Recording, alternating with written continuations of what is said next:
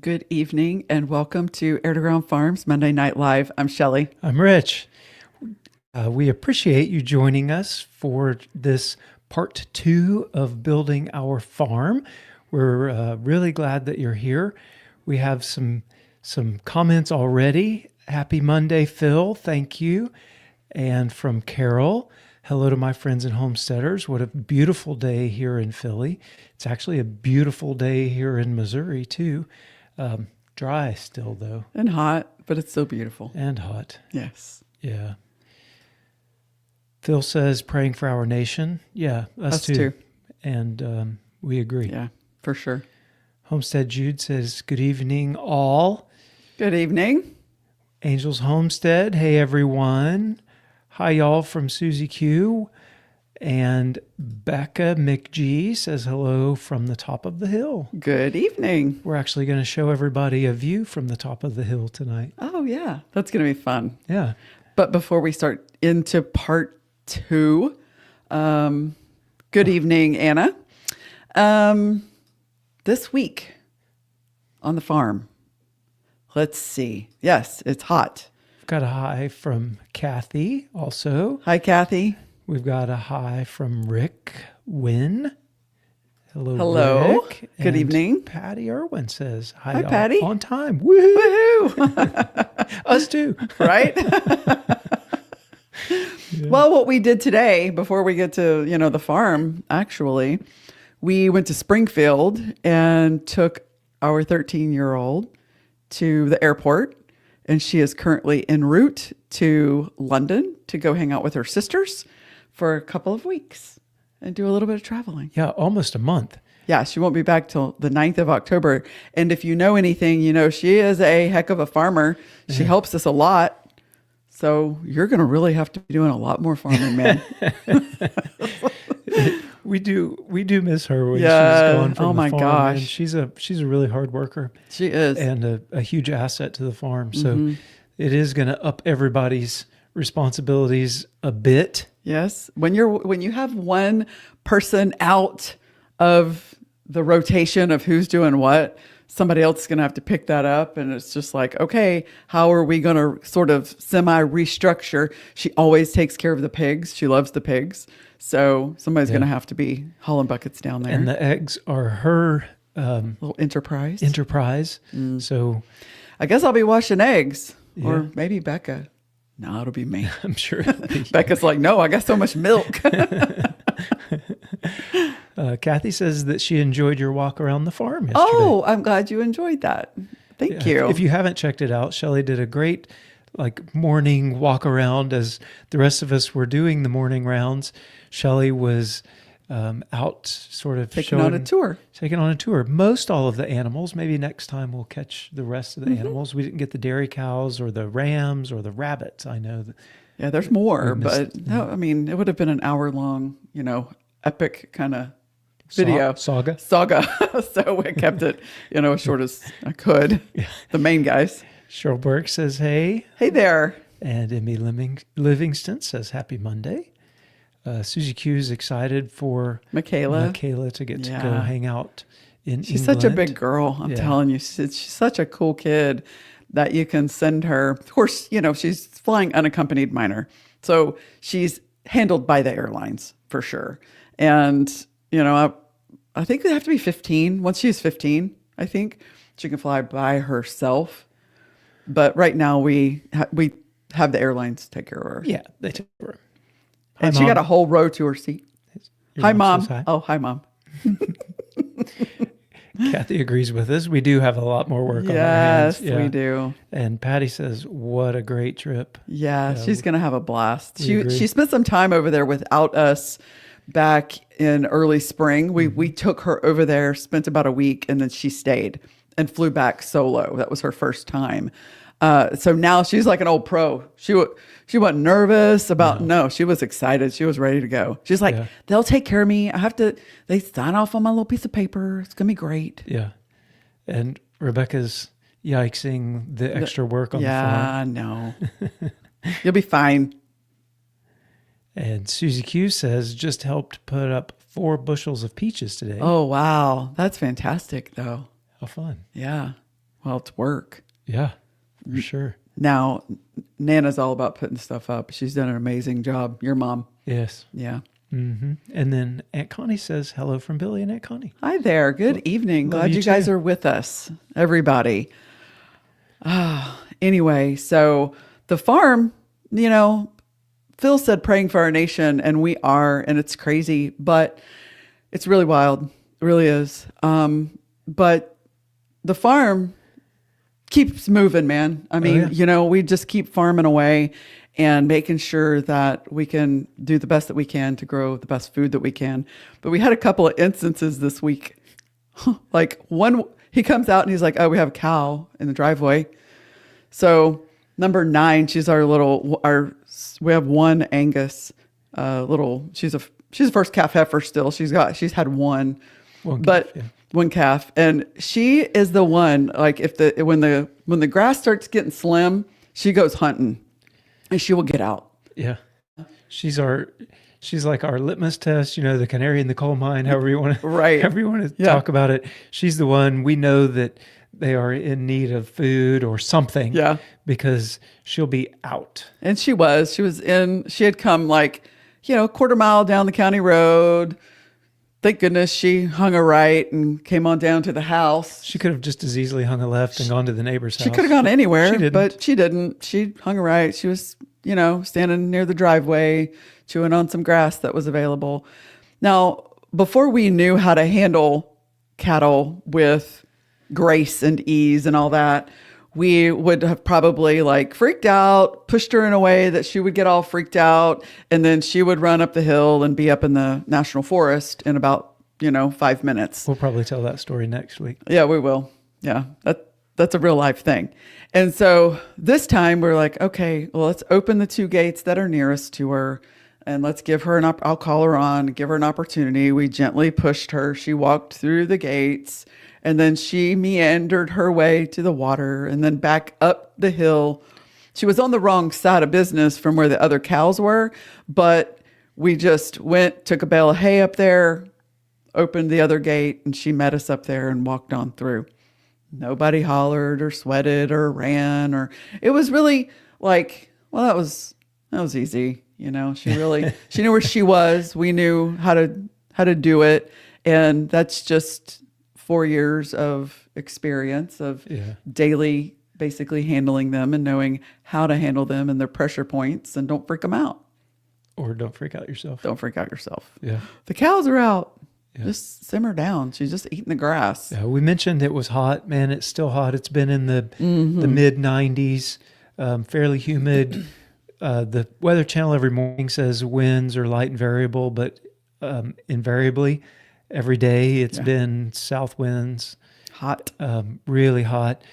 And our largest batch of meat birds this week, the first day it was they're the largest. Yeah, they are the largest. Yeah, they're batch. kind of fat, ready to go. Sorry, yeah.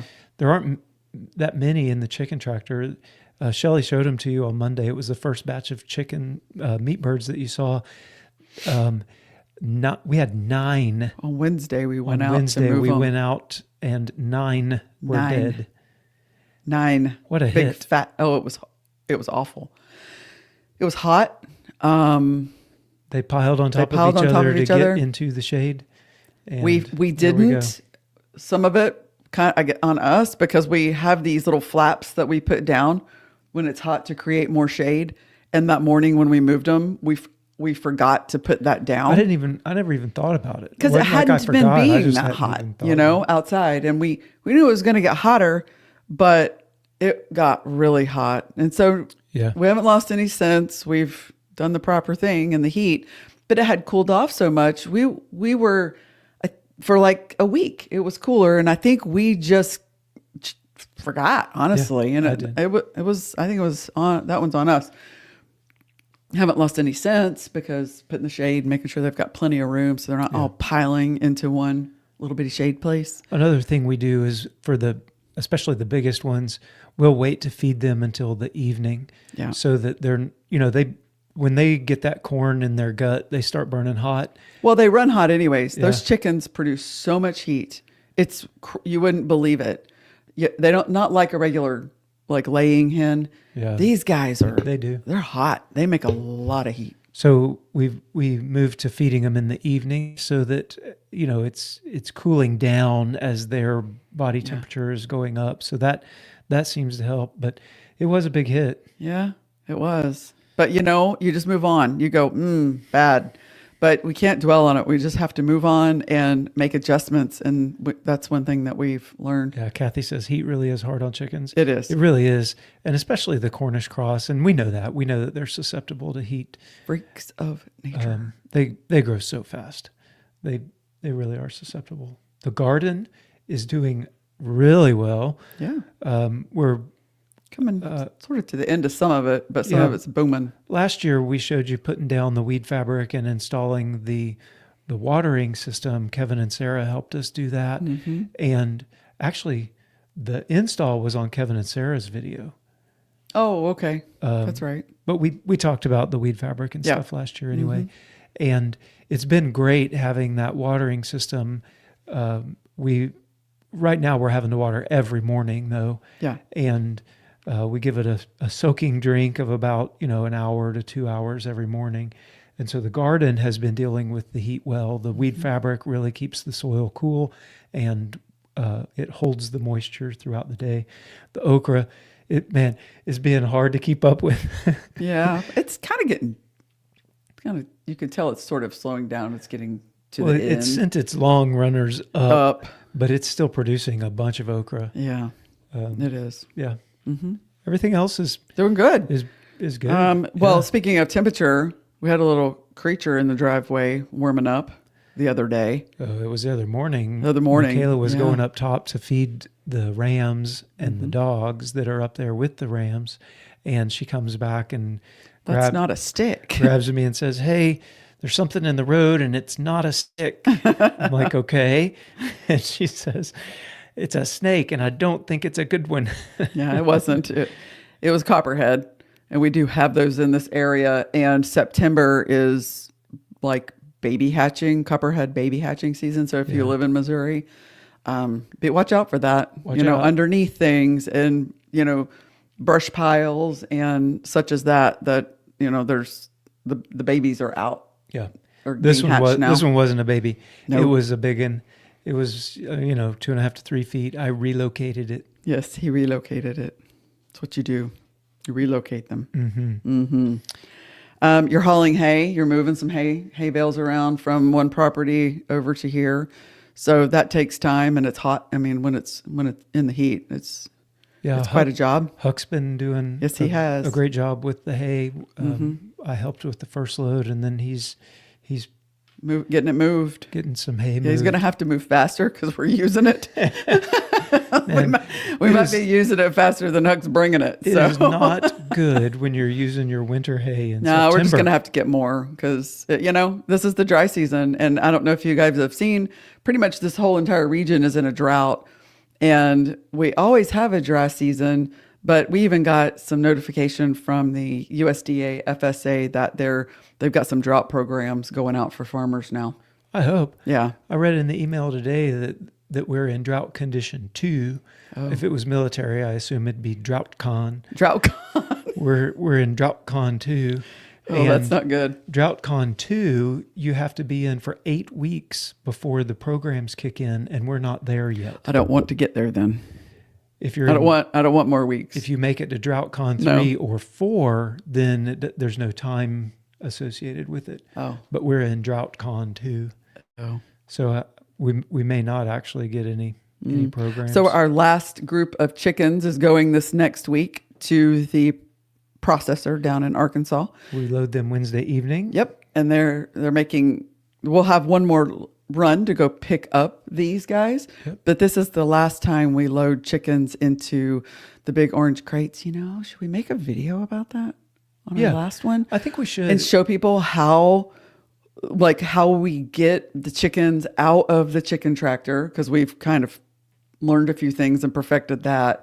And what we cart them in and how we get the chicken down there. Yeah. Because before, either you or I or Michaela was crawling on our bellies in the chicken poop and we've sort of We figured out how to not do that. Yeah. we could talk about that. There's not a YouTube video about every single thing about about farming like this. There might be, but we didn't. I didn't see that one. And so you just have to learn things. There's got to be a better way.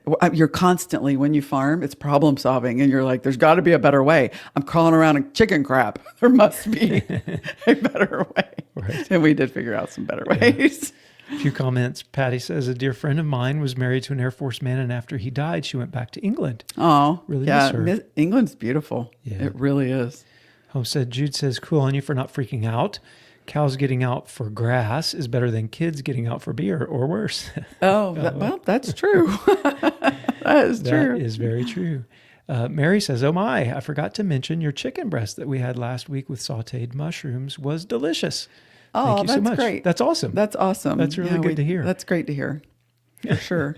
Farmhand Huck says camouflage. Nope. Ropes. Yeah, no. Yeah, I don't know. No bueno. The bad nope ropes have to be relocated. Yeah. Mm-hmm. Yeah. Nice that you relocated it. Would have seen the end of my shovel. I relocated it with a hoe. So. Yeah, he did. Mm-hmm. Baby snakes make good chicken food, Phil says. Yeah. I didn't want to give this one to the chickens. It got relocated to the woods. Yeah. Moving hay is so dusty and hot, even when it's not in the 90s. Yeah.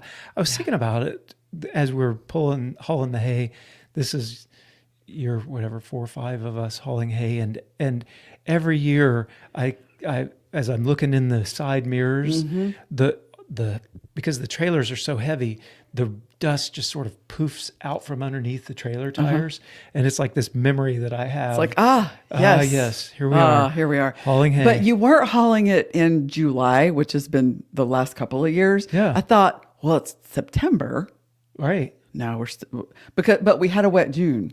And July was okay. But we're still we're having dry season. It seems to be just shifted a bit. We're still having the poof. Lots of poof. Yeah. Homestead Jude says, how many acres do you have? Do you have enough land to do stockpiled hay or standing hay?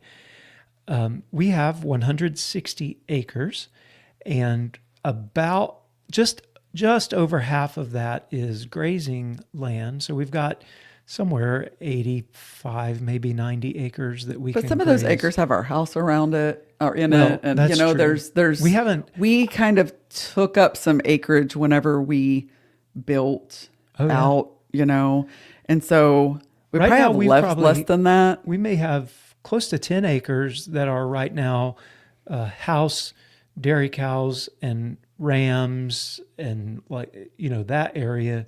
So if you're familiar with the concepts of permaculture, like our zone 0 and 1 takes up probably, a good 5 or 8 acres home, plus the dairy cows in the garden and that kind of thing. So it's less than that.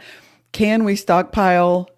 Well, we could, but we're overstocked. Not at our stocking. Not at our current stocking rate. We know that we're overstocked. So our first year, we had we got 8 cows at first. Yeah, and we decided then probably somewhere around the 10 total bovine would be our stocking rate that would allow us to stockpile and only feed a few bales of hay during the winter. Right.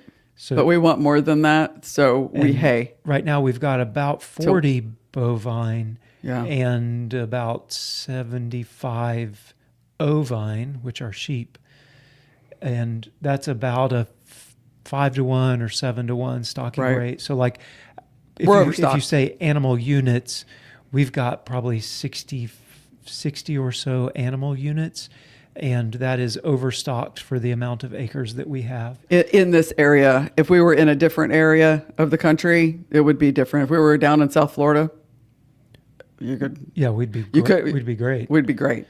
But we're not. So we know that we're overstocked, but it's a decision that we've made. And so we buy hay. And, if ever the world And if ever in the world that we want to or can, or the opportunity presents itself and we could pick up more acres, then we will. But for now, we want to grow beef, and this is how we're doing it. Although we do rotationally graze them, and we impact our land like that, and it's working. It's just we are overstocked. Yeah. Bob S. says, is there no chicken processors closer in Missouri? And Farmer Dre is a pretty good farming channel that covers a lot of that kind of stuff. Oh, cool. Never heard of it. Thank you. Appreciate that. I think there might be, but I don't think that they're USDA processors. I think they're state. I'm pretty sure it's a state processor. I know there's a group of Amish that are closer, and I'm not even sure that they're state certified. I think they're more like custom. Right. So there are people who do it, but USDA certified, we have to go. It's about 2.5 hours, which, we're grateful that we have some in the area, because there are only, what did he say in that 32. email? There are only 32 small USDA processors that can take people like us who only want to bring a couple hundred at a time. Yep. Everyone else is doing, however many thousands a day. And, they don't really want to tend to us. No, they don't. We have no interest in us because we're not big enough. Carol says, yes, please show us how you prepare for shipping the meat birds. Okay.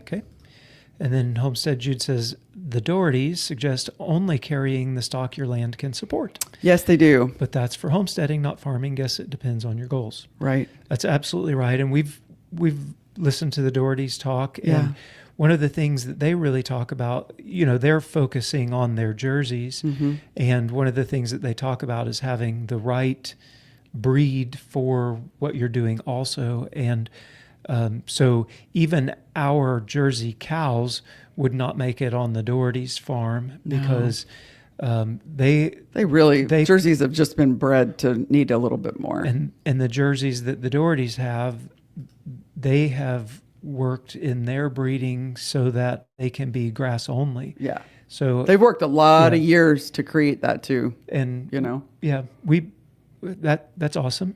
And I think I love what they do. I think for a homestead, especially for self-reliance, to where you're not having to rely on any outside inputs, that's huge. Yeah, on a homestead perspective. And the acres that I was mentioning, and then Shelley was mentioning, that are right here around the house, we're focusing pretty hard on those acres.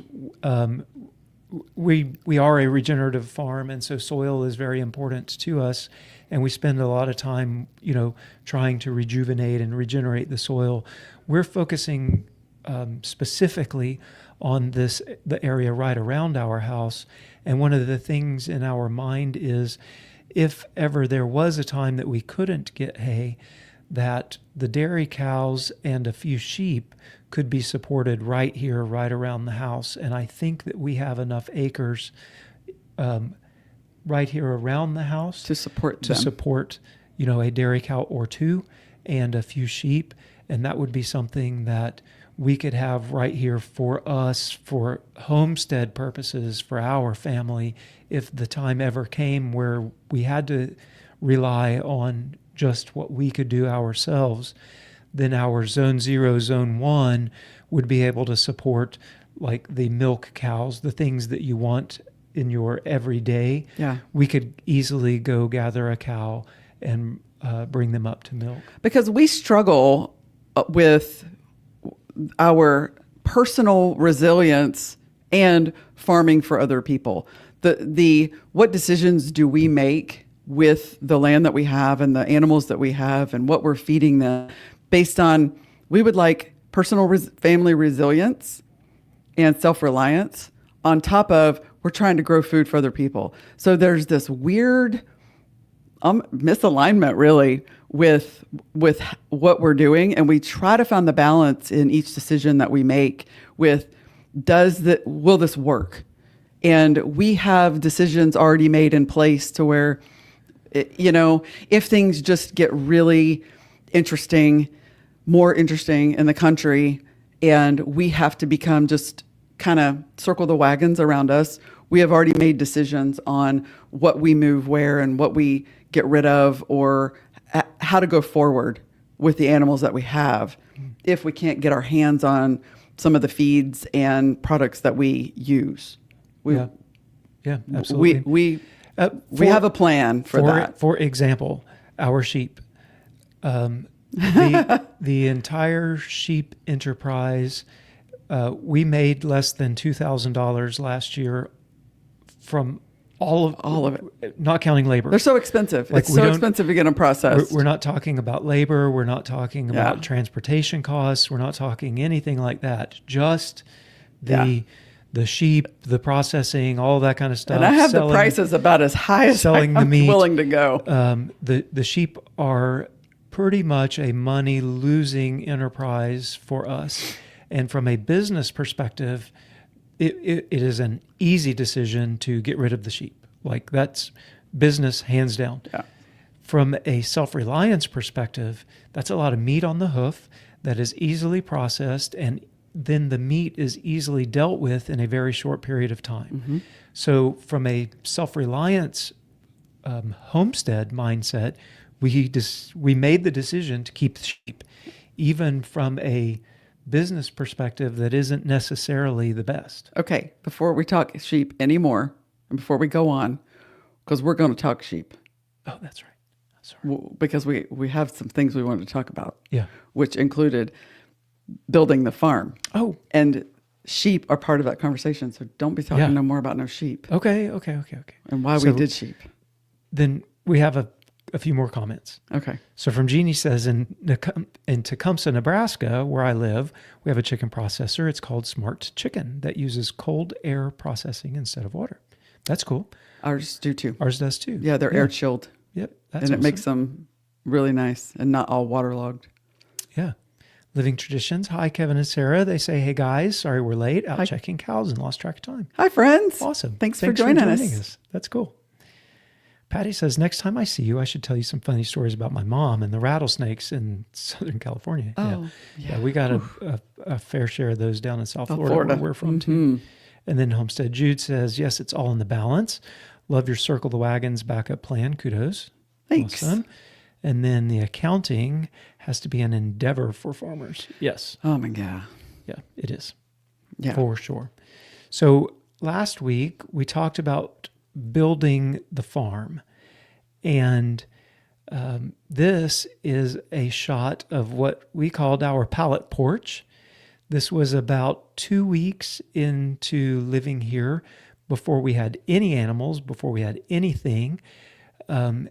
Our flatland legs got very tired of living on a hill, of being sideways all the time.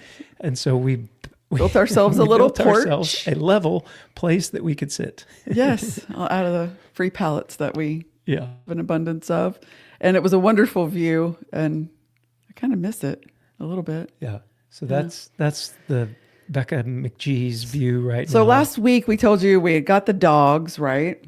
So Tank, Nala, and Lucy, puppies, first animals brought into the farm. Mm-hmm. But show a picture of them. So there they are as puppies. They were living under what I called last week the red shed that became our basically barn for quite a while. Yep. That livestock trailer did. And those are them as puppies living out there, living their best life. Oh, they loved to play in the pool. They loved water, and they would just have themselves a ball. It was summer. It was hot. And that was a wonderful way for those girls and him to...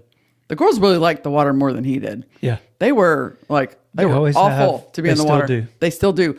You will still find Lucy literally sitting in a water trough. Oh yeah. In the heat. She's the black one.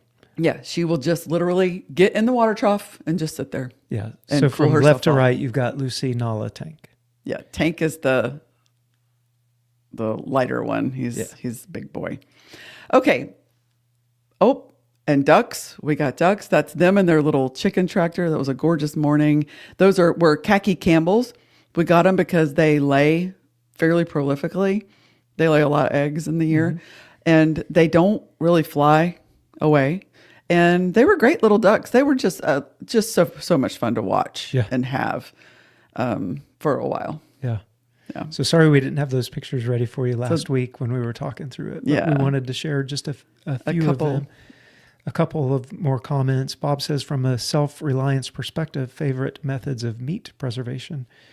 Right now, we smoke it, dehydrate it, dry it. Yeah. We want to get into pressure canning. Yeah. So that's going to be something that I think we'll probably be doing this fall. And we have discussed getting a freeze dryer at some point. Mm-hmm. You know, we don't have one right now, but we do see the value in being able to freeze dry as well. And I guess, we've got like 20 something deep freezes. So right now there's literally frozen. Right now we put everything in a deep freezer. You know, from a no electricity standpoint, we'll start. We've got a massive smoker, and we will start cooking. Yeah, it's made from over 2,000 pounds of steel, so it really is a big smoker and dehydrating. Yeah. You know, at the moment. Homestead Jude says, "How long have you been there? It's super impressive how much you've done in such a relatively short period." Thank you. We came here in June of 2021, so we have been here just over 4 years now. Yep. We built fast, and you know, we knew we were not young, and we needed to move quickly because we were only getting older. Time was ticking. There's Michaela on her first little four-wheeler. That was the first little toy we got for her to ride around. She was 9 there, and she didn't know how to drive it at first, but boy, she learned quick, and now she drives everything around here. For sure. She hasn't learned how to drive the tractor yet, but that's on the list. Yeah. It was so cute. We were living a free life then. So moving on as we expanded the farm. Yes. Kittens. So we did not get any barn cats per se, but a neighbor cat came over and had her kittens in our livestock trailer in the red shed. It had tools and stuff in it at the time. And one day we came back. Actually, she had them in the boxes, didn't she? She had them. Where did she have them? Underneath the pallets that we had laid in as floor. But she was going in and out of the livestock trailer. Well, anyway, she had them on our farm, and we fed her to make sure she was fed. And the next thing you know, like we have these. Well, she had six. And one day, she was gone, and 3 of the kittens were gone, and 3 of the kittens were there. She just abandoned the 3 and kittens. Cats will do that because they were up a little bit older. Mm-hmm. We didn't have to bottle feed them or anything. We did get them some milk, didn't we? Yeah. And they were lapping at that point, so we made sure that they were cared for and everything. And they became the OG cats on this farm. Yeah. And now sometimes I think we have a cat farm. We do have Just saying. we do have cats. We have cats. And there are ups and downs for cats. And I would say that all of the downsides are true. Mm-hmm. They poop in the rocks in front of the barn. They get in the garden when it's not electrified. Like there are things that are negative about them. You can't stand out front and have a conversation with people without cats rubbing on your legs. Yeah. It's so annoying. So we electrify the garden. We deal with the poop in the rocks, and we deal with the cats saying hi when people come up. Right. Because our house is a barn-dominium, and the barn is right, where all of the feed and everything is right off of our living room, kind of. I mean, there's a garage in between, but it's our living space.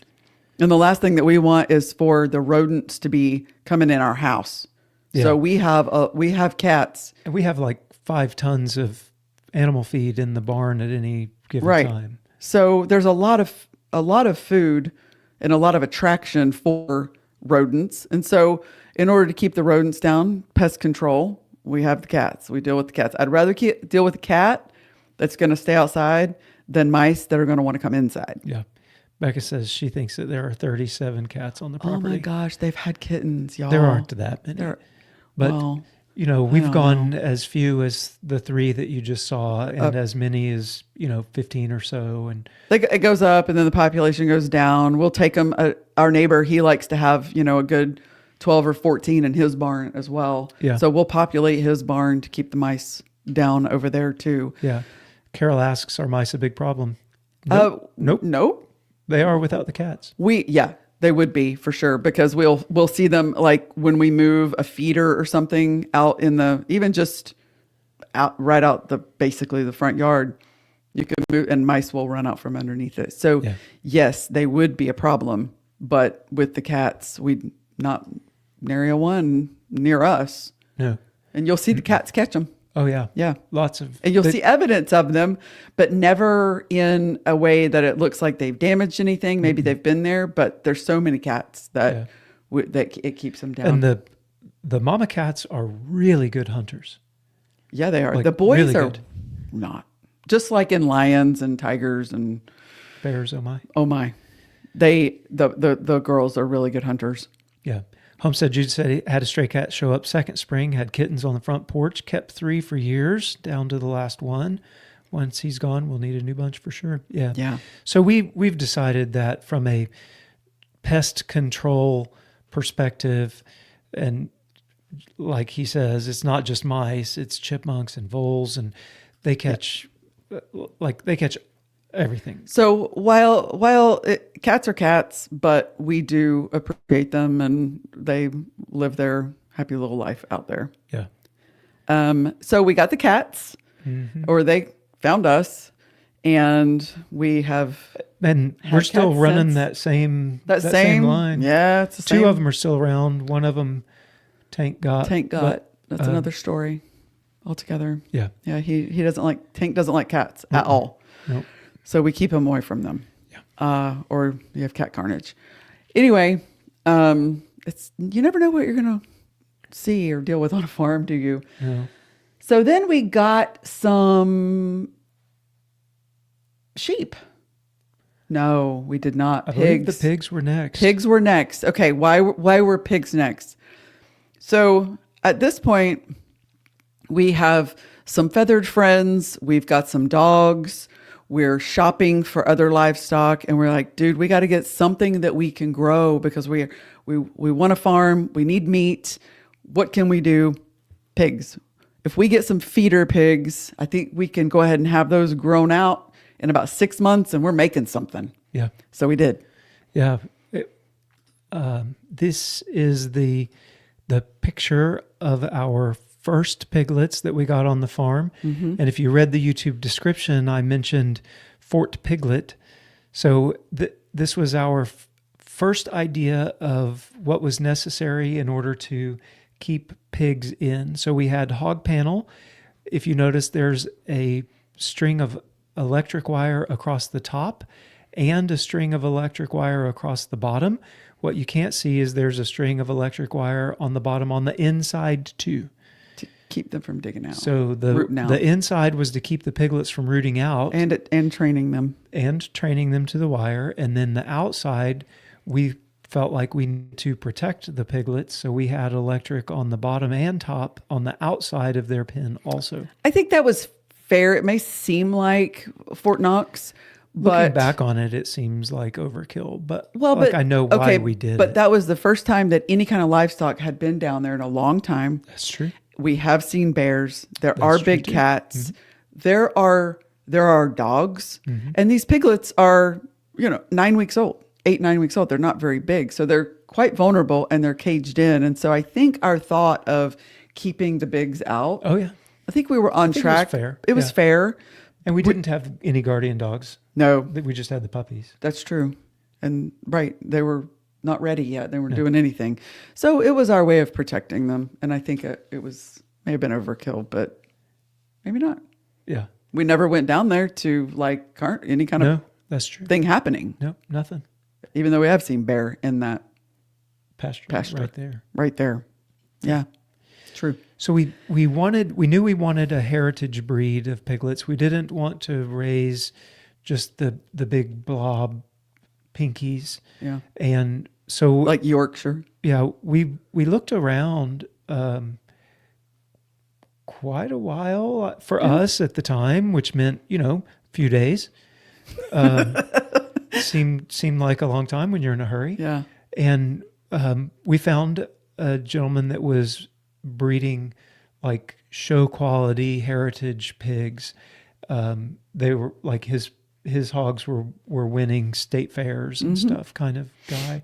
And it was what, 3.5 hours away? It was a ways. It was Three a good hours, 3.5 hours. Yeah, it was a good 3 hours. And we went to pick up our first set of pigs. We took the red shed. Yep. And so we had a group of little bitty piglets inside this big, huge livestock trailer. It worked. Yeah. We picked up a lot of pigs in that livestock trailer. We could have probably just used some dog kennels. Yeah. That's why. Actually, we got 12, right? Yeah, we did. We would have taken a few dog kennels because those weren't small. That's true. Actually. But at any rate, we took the livestock trailer, went and picked them up, and started growing pigs. Found that we liked them, but then we did experiment with a few other breeds. Yeah. At one point, we did get some pink ones that had a little York in them. Those York, first ones were a Hampshire Berkshire cross.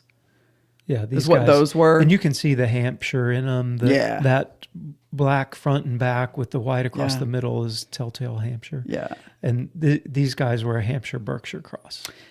And then we did get a couple of Yorkshire crosses from him. We're not thrilled with those. They're just so lean, and we really like the fat in it. And we kept experimenting, and we found some Berkshire, raised them, and we really liked that. Yeah. The flavor on them, their demeanor was good, and really there was a flavor, wasn't it? Yeah. So there's a trade-off from the breed that you pick. And for us... Speed of growth. Yeah. Speed of growth, how deep they root. All of them are going to root a little bit, but how deep they root, how much damage they do to the ground. Right. Their personality, like are they standoffish, aggressive, kind, nice? Are they a pet? And for us, the Berkshire was a really good sort of middle of the road.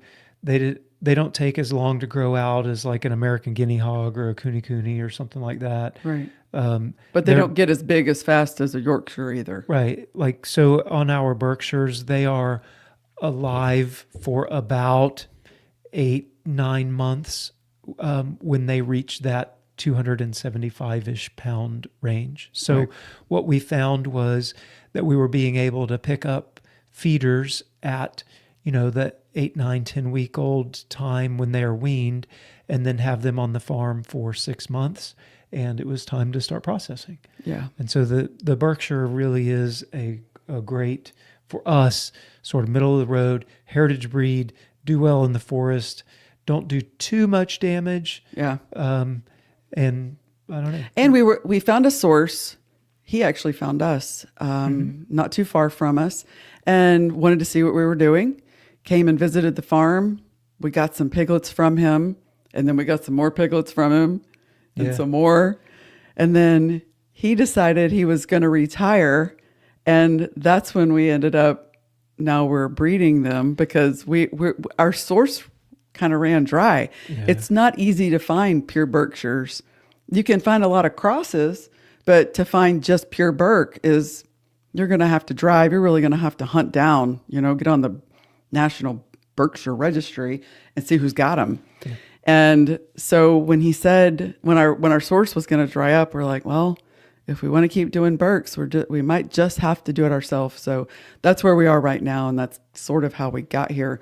But we do love the breed, and they are growing out beautifully.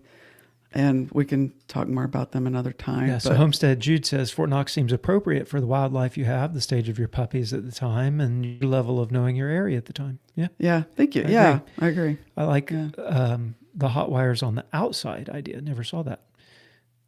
Yep. It just sort of made sense to us. And then Carol had a question. Do your chickens wander and get into the pig feed? Any problems with other wild animals getting into the feed? The chickens will wander, and we let them kind of run free for a little bit, and then they were getting up in the barn. So we have a chicken. You know, I wouldn't even mind them being in the barn, like to clean up the feed on the ground, because we could tie the bags closed. Like that wouldn't be the issue. The issue was the poop everywhere that a chicken is, and then way back in the corners were where they were laying their eggs. We're not playing Easter Bunny because we sell eggs. The sort of homestead hide and seek for eggs does not work because the eggs have to be fresh, dated, and clean, cool. Yeah. So, like, oh look, I found an egg. The idea of having to wander the farm to try to find eggs that then we sell, just that doesn't work. That doesn't work. So they're in a poultry net inside of electricity. They have a large area right now. They're probably on a quarter of an acre. Mm-hmm. And it gives them plenty of area to go roam and catch bugs, and they're quite free. Mm-hmm. We don't lock them up at night because we have dogs and they're behind electricity, and we've had good fortune in that area. The dogs being what they are really helps. Once I relocated enough possums. He relocated possums. Yeah. Anyway, the chickens just roam in their area. They're free, but they're confined. Yeah. To a degree. Yep. Then we were like, okay, we want to be kind of like Greg Judy. And if you know who that is, he's a regenerative rancher that also has sheep. He has South Pole cattle. He has a lot of them and a lot of land. And he is an expert, one of the best in the business of regenerative farming and moving, rotationally grazing. And he teaches grazing schools, and he's so knowledgeable. And he has sheep as well. And we're like, we got to get sheep because we're told that they do amazing stuff for your land. So we set out to find some sheep, and us being the noobs that we were at the time. Where do you go to find sheep? Where do you go to find sheep? Well, Facebook, of course. The reputable Facebook Marketplace. This wasn't even Marketplace. This was just a group, the Missouri Goats and Hair Sheep. Seems like an appropriate place to find sheep on a Facebook group. And Adriel Lisbola sounded like a stand-up name to me, at least. So we found this ad. It says, we have a nice flock of sheep available, 40 plus available. All are great stock and all have good feet and bags, also very worm resistant. They are primarily Katahdin. We have a bit of Dorper and some St. Croix breed. Delivery available if needed. Just text. Too good to be true. Hey, I thought, this is awesome. They've got the sheep we're looking for, and they'll deliver them. Yeah. Sweet. I mean, we have a trailer, but if you're going to bring them. Dumb, y'all. Lessons in what not to do from Rich and Shelley. Don't buy sheep sight unseen. Don't buy them. Go see the livestock, obviously. Yeah. When you're coming out of a military lifestyle where you are, not me, but we were around some of the most honest, secret keeping people. And you come into the world of regular people, it feels, and agriculture just seems like a place where you would find more honest people. Like, man, they're farmers, right? Yeah. Nobody's going to take you. Well, boy, did we learn that there's a lot of unscrupulous characters in agriculture. Yeah. So the batch of sheep that... They did bring us some sheep. We did contact Adriel Lisbola, and it wasn't Adriel that showed up. It was his parents. And they were delivering for him. Uh-huh. And he was just getting out of the sheep business, and there was a sob story, and we didn't know enough to look at the glue that was still on the sheep's back from the livestock market tags that they put on and them. The tags that they had recently gotten from the market. So what actually happened was a couple went to a small animal market. They bought some sheep, somebody's culls, and they sold them. They just flipped them, and we paid a pretty high price It was moderate for the time. At the time, it was high price for what we got. Okay. Oh, for sure. It was a pretty high price for what we got. Yep. We paid the price for a nice flock of Katahdin sheep. And what we got culls. was culls and very sick lambs. Very small, very sick lambs. We lost a lot of lambs. One died literally within 15 minutes of being off of the trailer. Yeah. And so of the sheep that we got then, like literally 15 minutes later, one was dead. And then the next day, another one was dead. And the next day, 2 more were dead. The lambs were just dropping. Respiratory problems and was what it was. I ended up basically doing a necropsy on one of them to try to figure out what in the world, what was going on. And the only thing I could see was it just looked like their lungs weren't great. And then we loaded up the next day 2 more that were very sick and took them to the vet. And one was dead by the time we got to town. And the vet did a necropsy and said pneumonia. Their lungs were they were shot. Sick. They were shot. Then they were like, they were never gonna make it. Yeah. So we did get a bunch of sheep out of it. Then we proceeded. A few of them we still have. Actually. We do. We still have a few of them. They were and they're fine. They've turned out to be great moms. So there's like 1 or 2 of those little tiny lambs that have made it. Yeah. Man, you talk about strong. Oh, yeah. They live on our property just fine. Oh, yes, they do. The ones that did. The ones that made it. Anyway, so we wound up getting a couple of more groups of sheep. And by the end of September, we had like 90 sheep. We did. And do we know how to do sheep? No. We had books, we'd read a lot, and we continued to study and learn.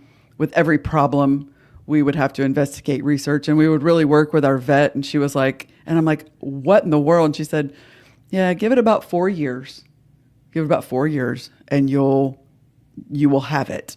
And by the way, if you don't have them or haven't ever had them, sheep like to die.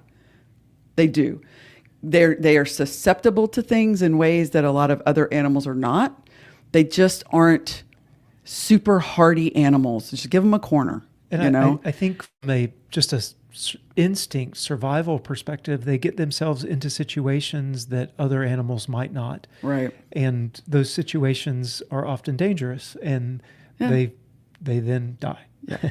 And so sometime in September, we have about 90 sheep, I think it was. And we commenced to moving them. They mowed our grass for us. We were not necessarily planning on breeding. We really just wanted them for land management, to be honest, to help us regenerate the land, because it was really had a lot of what they call around here broom sedge, or I don't what else what are the other names for that? Broom sedge. It's straw grass or something. I don't know. They call broom it sedge blue stem is what it's well. At any rate, we had a bunch of that, and that just means that your land is really in bad shape. This is a shot of from the pallet porch looking down. We've got the training pen where things join the farm over on the left. The ducks were in that little chicken tractor. The dogs were next over. And then the sheep, this was that first group of sheep. Yeah. So that's sort of how everything looks. How everything looks. We got a few comments before we move on. It'd be nice if the chickens themselves would date the eggs. That's true. Yeah, that would be nice. Yeah. It would. Phil, raccoon. Yeah. We had a raccoon in the barn one time. We did have a raccoon in the barn. He had to relocate it too. Well, and Homestead Jude asks, when you say relocated possum, does that mean relocated to underground? No judgment. We've relocated a few coons and unfortunately once a terror of a feral cat.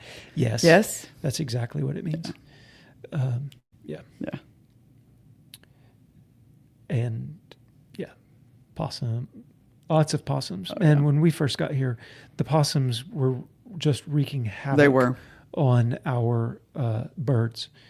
Possums are, they were they eat them from the backside. Yeah, And they would eat it's their bad. guts out, and there would just be, it was gruesome. Carnage Yeah. is what yeah. Carol asks if we can recommend a couple of titles when we were learning about homesteading. Joel Salatin. Yeah, Joel Salatin. We did a lot of. So You Can Farm, Yeah. I think, is probably maybe one of the most influential for us.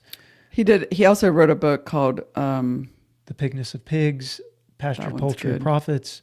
Like we've had quite a few of his. Yeah. Small Farm, like Yep. quite a few of his. If you wanted to start somewhere, The dairy cow one. What's the? Oh my gosh! Everyone knows Kevin and Sarah. What's the name of I can't remember. owning a milk cow? Yeah, Oh, and can't remember the title of it, but we'd have to grab. it's our like books. the milk cow There's Bible. one for milk cows and one for sheep. Like Yep. It's like the sheep Bible. Raising sheep. Yeah, it's called Raising Sheep. Yeah, Is it story. Stories Guide Yeah. to Raising Sheep. Stories Guide to Raising I Sheep. believe is that one. Yeah. Yeah, And we watched a lot of YouTube. We did. yeah. And just watched what they were doing. Homestead Jude says, "Ugh, that sheep story's painful. Bad karma for them. Live Yeah. and learn, I suppose. Always check out the farm." Oh, yeah. Absolutely. For sure. What do you mean they get themselves into situations? What did they do? Like, for instance, we put a cattle panel around a round bale of hay and then cut bigger squares into the panel so that they can get their nuggets in there Yeah. and eat the hay. And, right? Like, okay, easy. But the way it's squeezed together, you had a ratchet strap squeezing it together. I did. It had come slightly open. Had eaten the hay down a little bit. And this sheep got into there and was on top of the hay bale inside the ring eating. Well, when she decided to exit, she thought she was going to make this splendid dismount. But when she did, her leg got hung. Her back foot. Her back foot, it hung on one of the inside, like in the square. And as she came over top, broke her leg. But not off. But not so off. she just hung there from one back leg upside down. So the next day, Right. The next day he goes out there and he's like, oh my God. yet another way that a sheep has found to die. For, way number 437 that a sheep can find to die Yeah. is she hung herself By the back foot. by the back foot. Like, It's just, how'd you get in there? And oh my God. yeah. Why not get out the same way you got in? Homestead Judah answers, the family milk cow. Thank Yes, you. Thank you. Yes, That's the family one. milk cow. Great. And then Patty says, love Joel. I've read his books for decades. Everything I want to do is illegal. That's the one. That is a funny. That's great. And wow, is that book, it'll get your blood boiling. Yes, it will. It'll make my, And especially so, today. So very true. Yeah, for sure. Yeah. So for us, as we continue the build of the farm, where we learned something every single day. And we've learned that farming is mostly perseverance coupled with some trial and error. Yeah, true. And we try to make really good decisions and really plan things out. I mean, he can't help it, bless his heart, to, plan everything. We're going to talk about it to the nth degree before we actually do the thing, which is great. So point being, we try really hard And don't forget, and then we're going to debrief it and oh talk my about God. everything that we did We got wrong. to debrief it. We got to talk about everything that we did wrong, because fighter pilots, whenever they debrief, if you don't know that, that's his background. And whenever they come back from flying a sortie, they debrief. For hours. They sit and they talk about everything, but they don't talk about everything, because you did a million things right. We don't have to talk about those things. We're only going to talk about the 101 things that you did wrong. And so our life typically is summed up in a debrief. So we only talk about what we did wrong, all the mess ups, how we could have done that better. And so sometimes it's a little exhausting for somebody who's not a fighter pilot to constantly be living in the everything we did wrong world. But the point is, goodness knows, we have tried to do it right, and then we've talked about how we did it wrong, and we're going to try to do it better next time. Yeah. Try harder, suck less. It's kind of the farm motto. And so we and don't suck. Really. That's right. And so, but you have to learn. And the only way, you can read all the books that you want. You can read and read and read, but until you go out there and experience how those sheep live and what makes them die and learn new things, you can't, you don't know until you know. Or dude, just get some pigs first. Seriously, because they're easy to keep. They're pretty easy keepers. And that's another term that farmers will use is easy keeper. If you're not an easy keeper, you got to go because I don't got time for you. If you're weak, you should. Yeah. Sometimes they call themselves. Yeah. Joel says old, open, or ornery. Yeah. The 3 O's is what Joel says, how you determine a cull. A big lesson that we learned is go see your livestock first. Go see it. Yeah.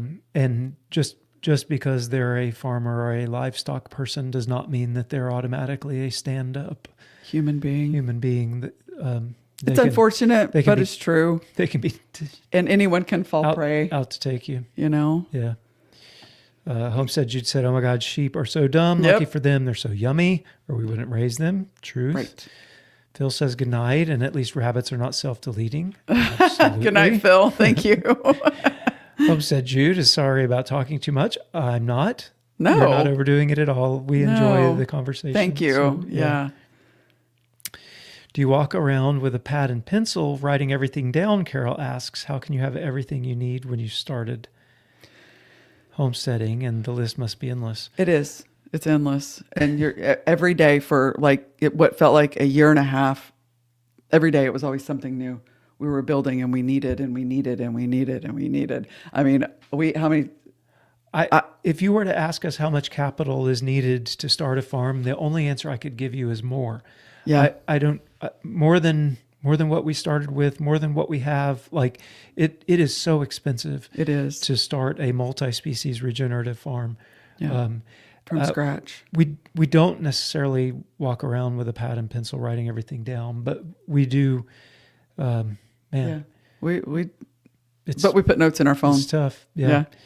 Patty's laughing at the debrief. You get it. Yeah. And Anna asks, can you treat a prolapsed pregnant sheep?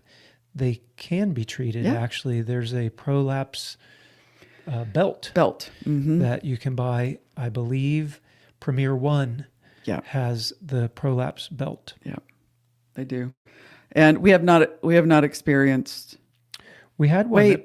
We did. We had a first time she prolapsed right before she gave birth. She delivered them, and the prolapse went back in, and everything was fine. Yeah, so we didn't treat it because, but it did heal itself. Yeah, yeah. But you're right. She did. She was only like a day from having them. That was this year's. Yeah, yeah. I remember. Yeah. Well, this has been fun. Talking cool about conversation. Yeah, this is a fun conversation. Talking about where we've come from, and we're going to continue next week. And cows. Yes, they're our faves. We mentioned that we were going to talk to cows this week. Yeah. But as we got to looking through our pictures, we realized, on the timeline. Man, we didn't have cows until after we had pigs and sheep. Yeah. So cows, and we didn't have anywhere to live. Yeah. Really. We lived in our RV. And so maybe we can bring you guys along with. So we've gotten you all the way through September in our farm build. We got the dogs we mentioned last week. We got the dogs on August the 2nd, birds a week after that. We've now made it through September, and we have 90 sheep, 12 hogs, and we didn't even talk about we had 60 layer chickens also. Yeah, that's right. Rhode Island Reds. Yeah. So we didn't even mention them. We did talk about last week that we got chickens. The layer chickens. Yeah. So next week we will chat with you about October, which is when cows showed up and we broke ground on the house and had to build an entire road and a way to get in here. So it was fun.